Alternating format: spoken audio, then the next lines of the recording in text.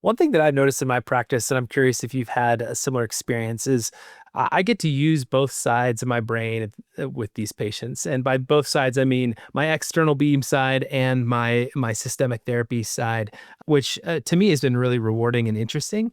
And I'm curious to know how you've integrated the radiopharmaceutical patients with external beam, and what strategies have you used for these patients? Sure. So it's interesting as I talk to other physicians around the network that are doing a lot of this as well. That's one of the things they really like. And I personally have had patients come in where the referral was, "Hey, we want you to treat these, 5 or 7 bone mets."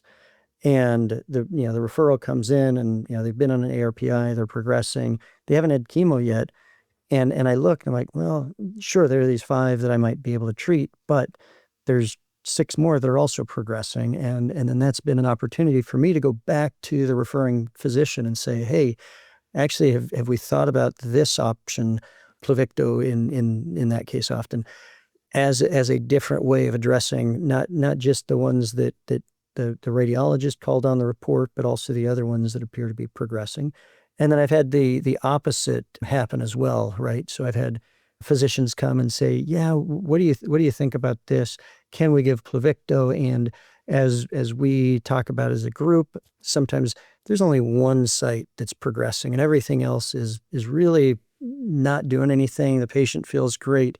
We say, let's hold off on Pluvicto for a couple of months and let's treat that area, and we'll see how long we get. And sometimes we can get many, many months where we can save Pluvicto or other therapies for a later point in that course.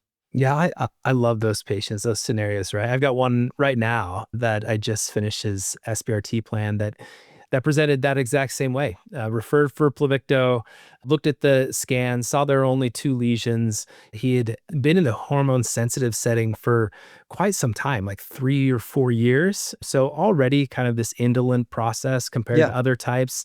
And we had the discussion of like, hey, let's just target these 2 areas.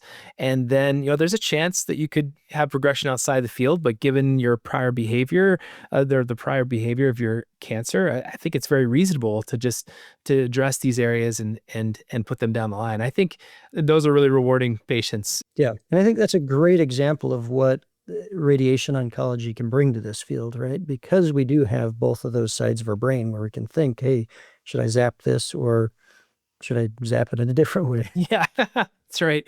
I've also found that I've had a number of patients with need for palliative radiation or even prophylactic radiation. I've had patients that have been referred to me for Pluvicto and then found a large lesion in the femoral neck that was at high risk, Yeah. right?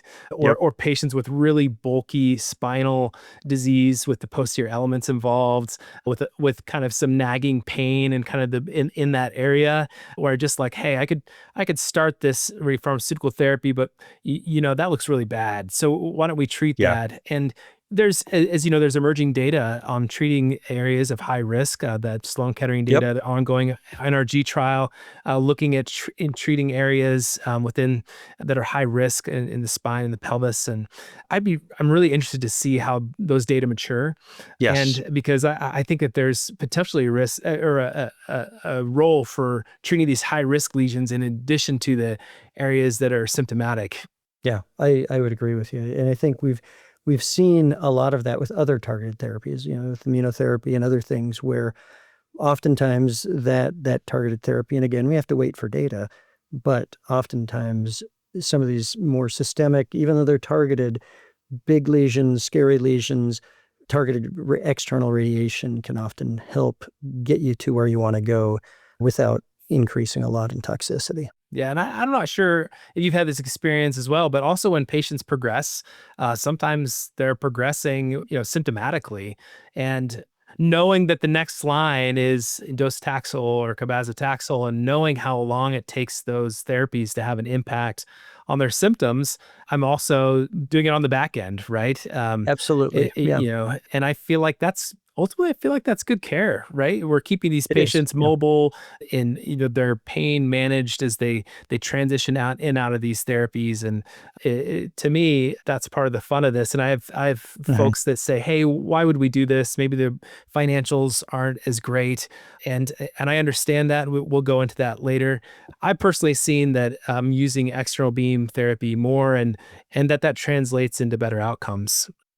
I think being able to see the whole patient, see the big picture really helps in this space.